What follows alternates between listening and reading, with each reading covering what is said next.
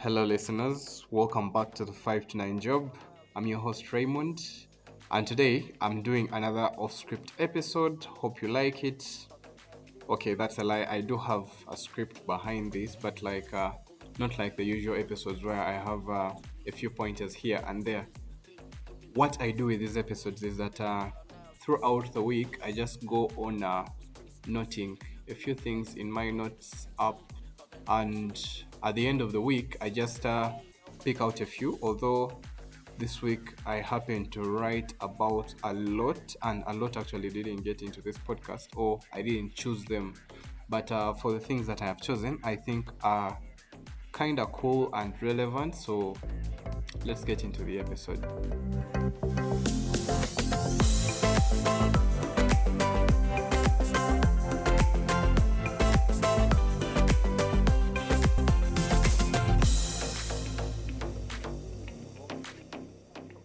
So, first and foremost, let me start with an update on the podcast.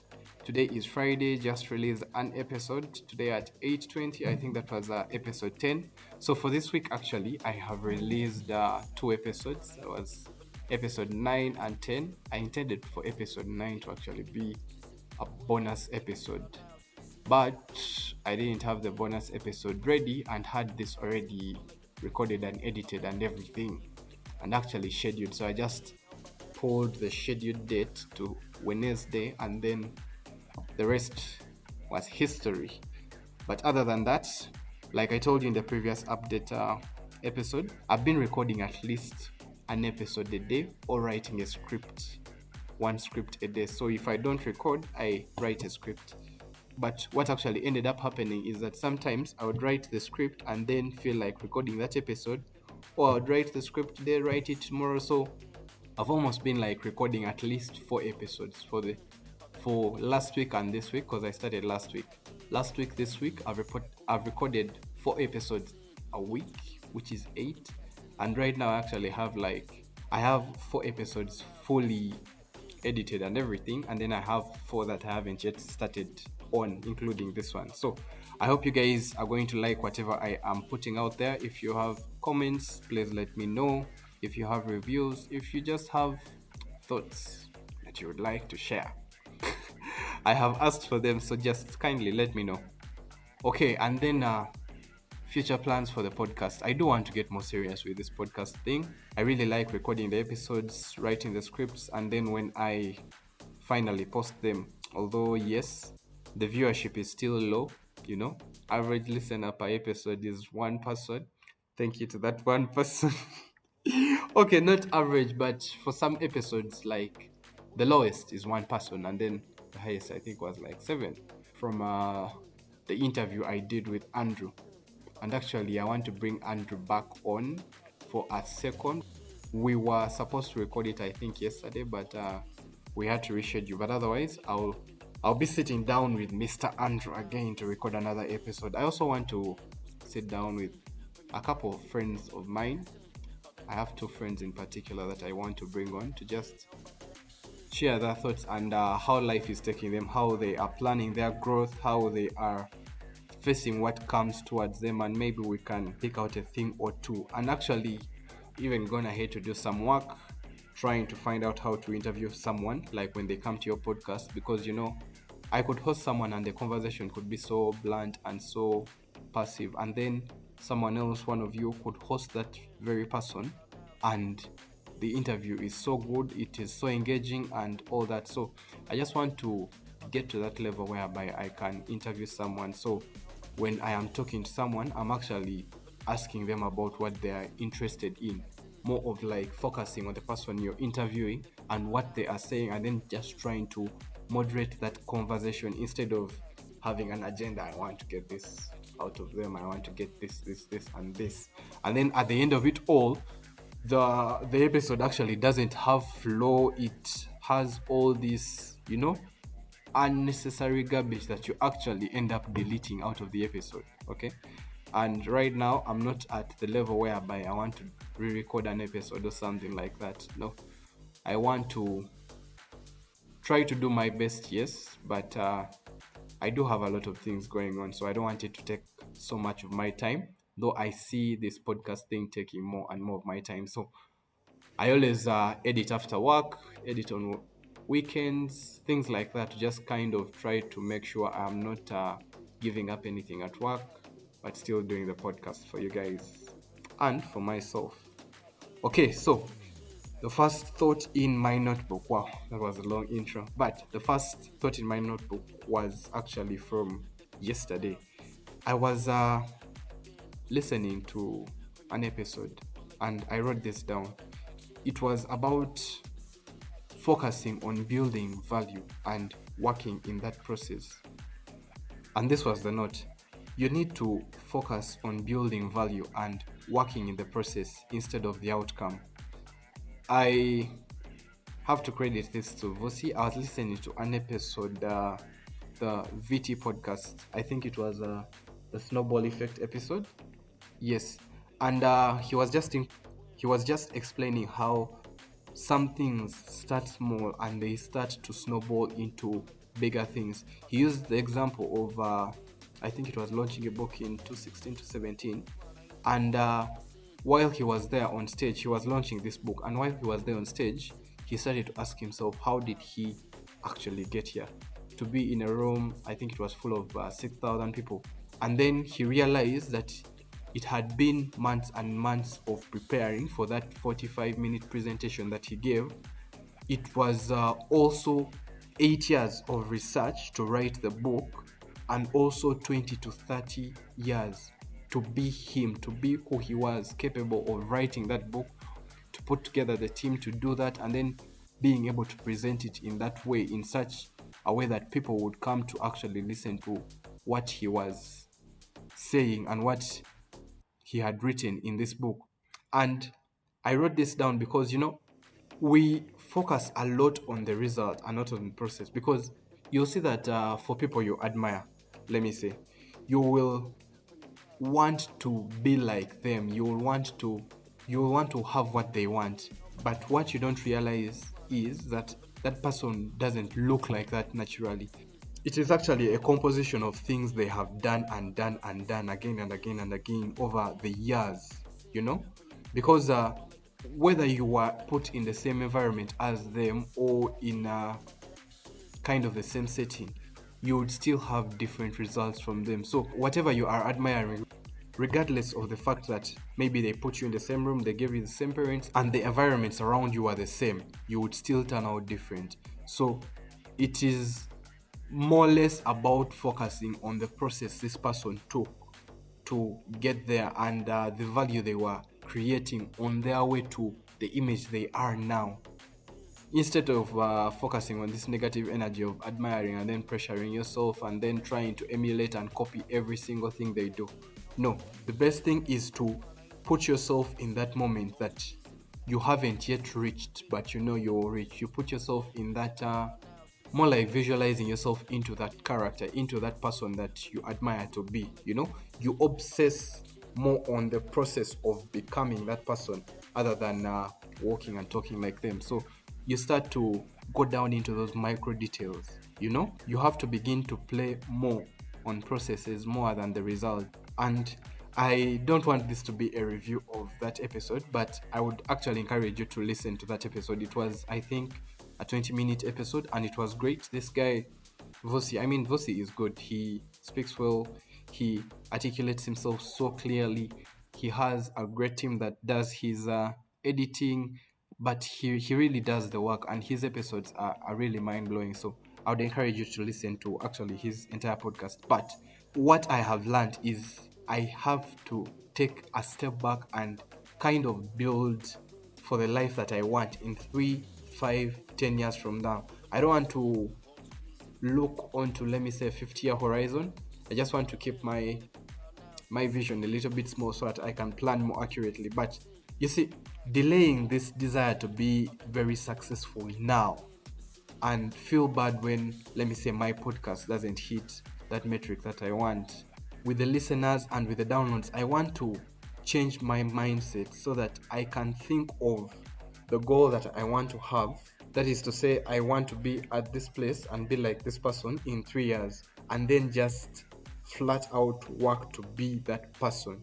So working on that, no matter the challenges that I face, or whether it is easy or harder. So I hope the point isn't lost, but it's to focus on the process, and focusing on the right thing, on doing the right things, building the right environment around you. Because let me give another example. If you are running a company, running a business, and you intend to build this company or business to take care of, let me say, like generations of your family or something like that, having no revenue, having a lot of things going wrong within, let me say, a 10-month period, or a 10-month gap, or a 1-year gap, where things are just disturbingly going wrong, whereby you don't know what you are doing, you don't know if this will work out, but you intend for this thing to be a long-term thing. Going through that exact moment with your goal in mind will help you to keep focused and know that regardless of the challenges that I'm going through, I know this is what I want to build. I know this is the process. I expected it to be hard, and now it's hard. So I just have to go with this and make sure I put in my best foot forward. Which actually brings me firmly to my next point: resilience and grit. You see, anytime you find something that is worth doing, there is going to be these hurdles and obstacles, these challenges, these things that will stand in your way. There, therefore, your ability to keep going, no matter how tough the times are, is what grit is what is going to make the difference, and what actually makes the difference with most entrepreneurs. I hate the stat that 90% of all businesses fail and everything, though it is true. I'm not saying it's not true, I just don't like it. But one of the most resonating pieces of advice, and actually backed up by research as well, is that grit is the single most accurate indicator of entrepreneur success in the world. Just because everyone will go through those challenges, and some guys face challenges and they give up. The guys who face challenges and keep going on and keep going on, with time, hit that breakthrough, they get to have all this abundance, just because they didn't give up when the times were hard. So I hope for your sake and for my sake that we don't give up. We stay resilient and enjoy the process. Yeah, just enjoy that whole process. The tough times, the good times, the times when you are having sleepless nights, the times when you are smiling and sharing the fruits of your labor with your loved ones. I want to think that those good times, the payback is ahead for both of us. And then I have been having sort of an idea, and maybe let me just start with a background. I was looking at the best way to kind of help my brothers and friends to be more outgoing and learn this communication thing, like to just learn to be more articulate, because the best way is in school, through the friendships, through the leaderships, through the programs that the schools and universities have. But for some of us, we miss that. And I also actually almost missed out on that. And I finally got into leadership in my last year. But one of the reasons I actually started this podcast was to become more articulate.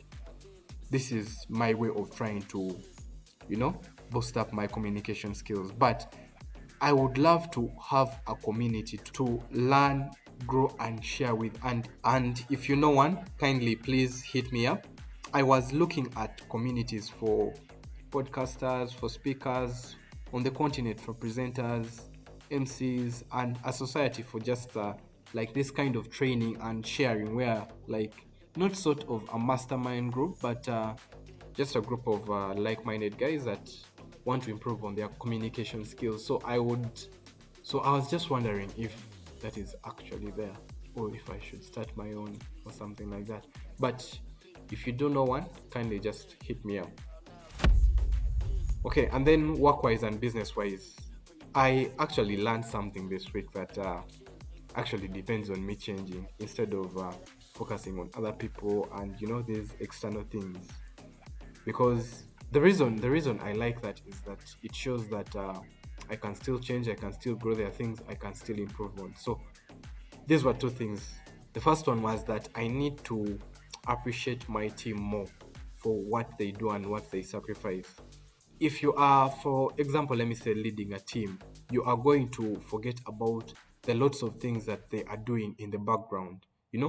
When you are in the moment and focusing on projects, you're focusing on business prospects, you're in meetings, you find it easy to forget that these other issues that they are helping you on to solve, the out of pocket cash they have used, and that time on the weekend they stepped in to do something, or small sacrifices that these guys actually give for your betterment. You start to take them for granted. And yes, you need to be strong and firm in your leadership and not be afraid to ask people for things, because I want to be careful not to advise you to let people slack off.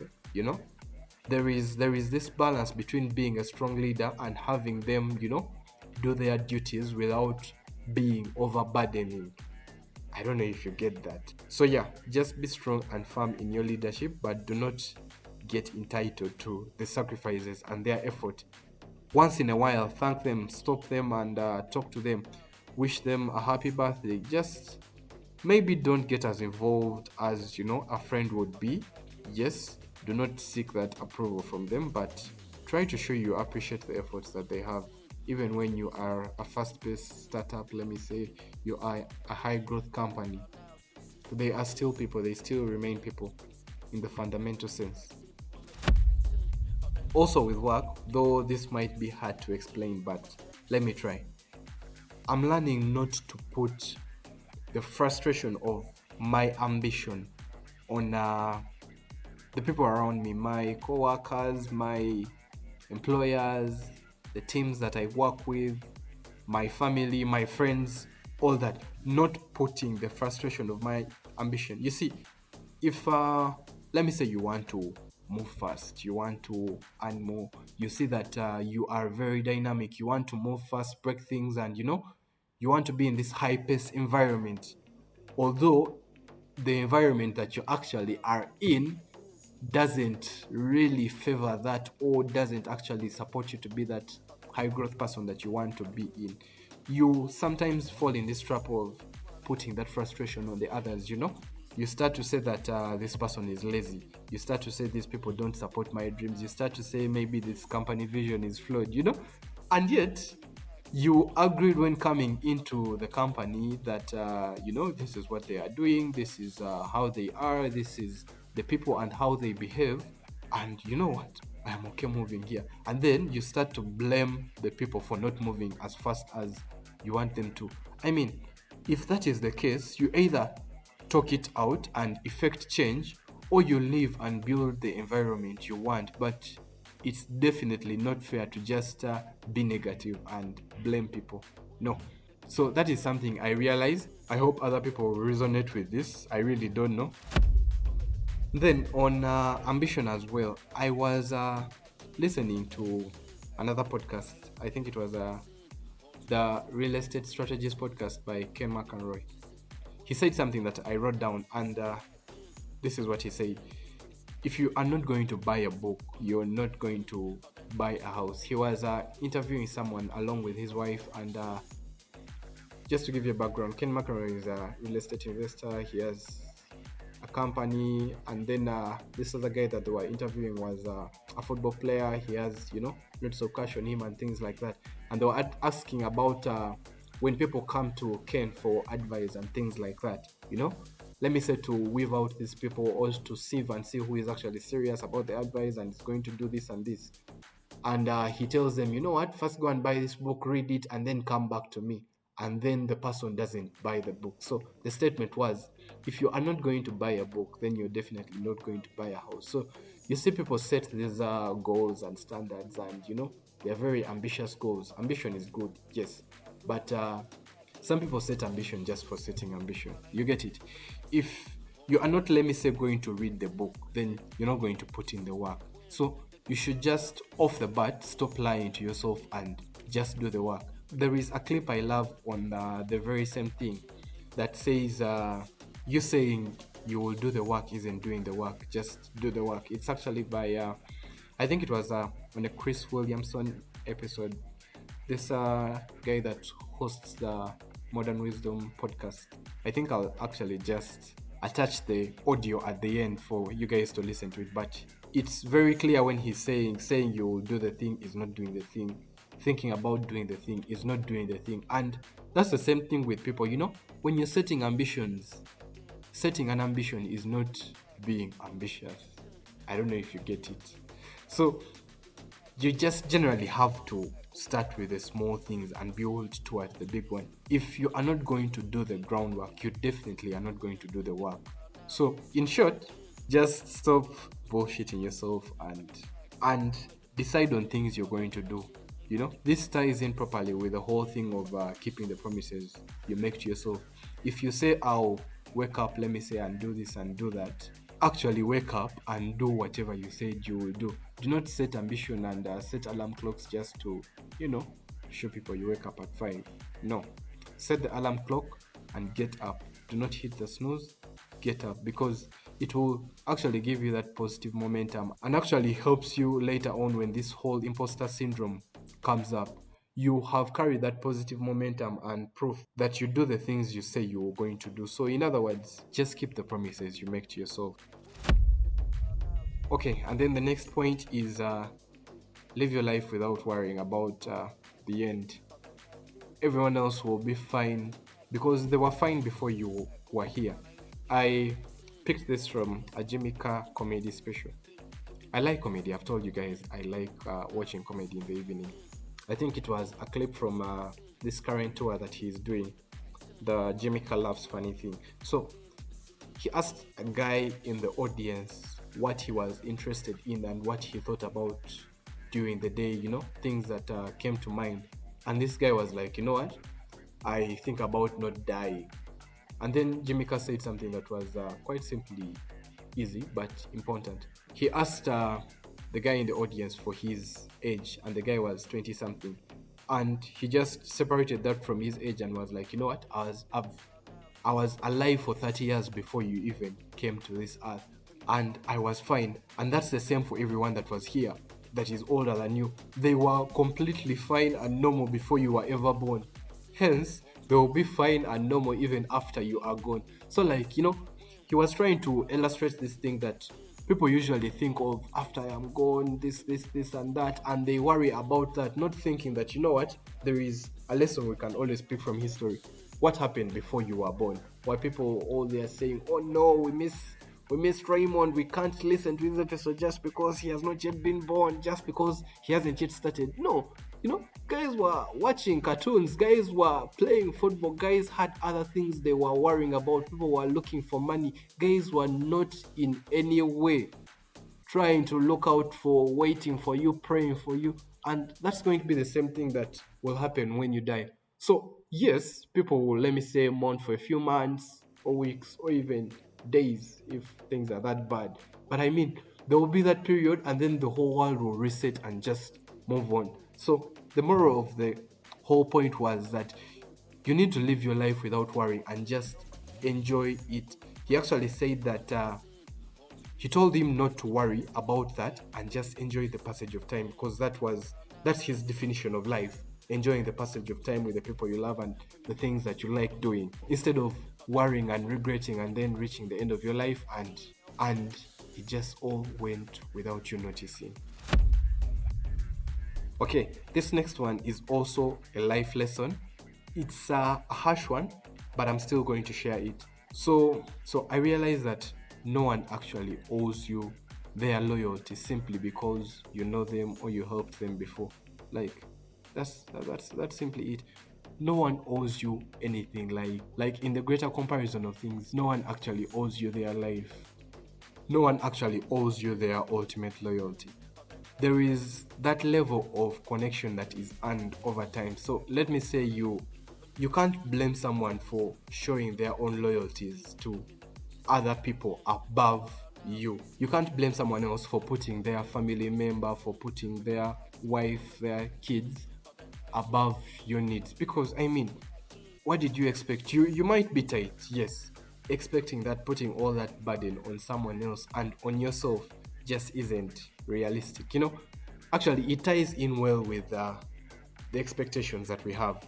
When you do something, let me say, for your your crush, for your boss, for your friend, and then when it comes around for them to return the favor, you don't get the same energy, you don't get this whole, trust me here when I say I'm not being pessimistic, but yeah, but just serve out that expectation that you have of everyone else and just keep them realistic. In other words, just have realistic expectations of people's loyalty to you. Do not overestimate your importance or relevance in some people's lives, especially if there isn't something to concretely warrant that. Yeah. Okay, and then my last point on this was something like something on social media. So I called it the social media facade, though it's not a scientific term or anything, but it's just what I wrote down. So I have this friend on LinkedIn that whenever I post something on LinkedIn, the guy has liked, he has reacted, he has what. Then when I am going through other posts, because I might have a similar feed to you just because we are interested in the same things, we work in the same industry, we all do podcasts, we are all 23-year-olds, you get it? We might have the same feed. So I'm going through my feed, and mind you, this is not just once, this is not just yesterday, this is not just something I observed on Monday. This is something I've observed for I think a year now. Every time I am on my feed, this guy has liked, he has liked, he has liked, he has liked. So I'm like, wait, does this guy spend his whole time on LinkedIn reading all these articles and everything? But then when I had a conversation with a gentleman, he didn't really seem to actually remember, because I asked him about an article he had just liked yesterday. So I was on LinkedIn in the morning, I asked him in the afternoon for something he had just liked in the morning because it had been posted that morning. And this guy was blank. So I asked him, wait, do you actually read things you like and repost and everything like this? And his answer was sincerely shady. And I realized that you will see people repost and react to posts they haven't actually read through. Guys, you're going to react to a post that is promoting, let me say, genocide or some freakish ideas just because you saw the title, you didn't read, and you want to put on this front to impress your co-workers, to impress people that are actually not even looking out for you. Maybe once in a while you will impress a potential employer, they will look through your page and they'll be like, oh, this guy is serious about his life, things like that. But in most cases, people actually don't care.